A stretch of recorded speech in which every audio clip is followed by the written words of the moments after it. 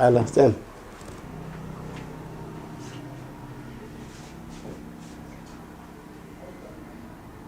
I would like to confirm that indeed shooting incident occurred yesterday within my area of jurisdiction. It was reported by one who is a victim, Mr. Elias Okweno, who is a resident of Nyasare, Oasis area.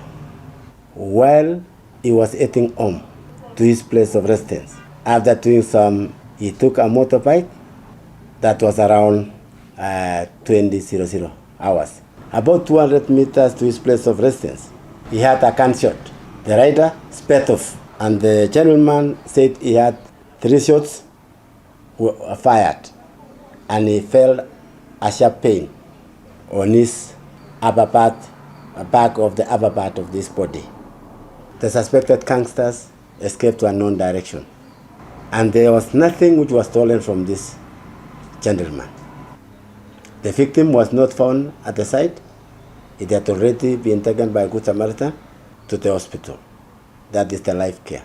But later transferred to Posongo Hospital to remove the lodge head of ammunition. The police have swung. We have intensified foot patrol, and also if there is any difference between you and someone else, please bring the matter to police so that it can be investigated and necessary action will be taken. In the intervention plans that we're having is to intensify the cooperation among the members of public, the Ngao team, and the security agents, so that we deem the issue of insecurity that may occur from time to time.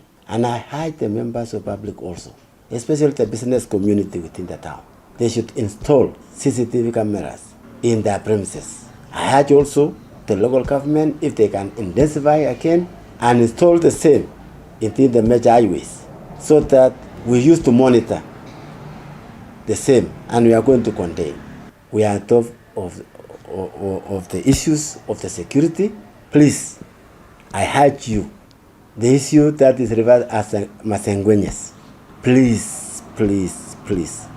It is not a good activity, and therefore I urge all people who are involved, they should desist from this. They should live a good citizen.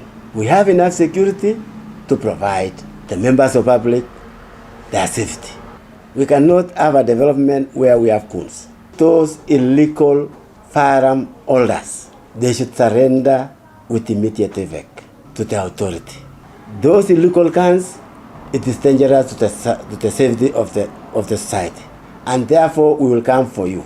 Firearm will only be safe when it is within the custody of security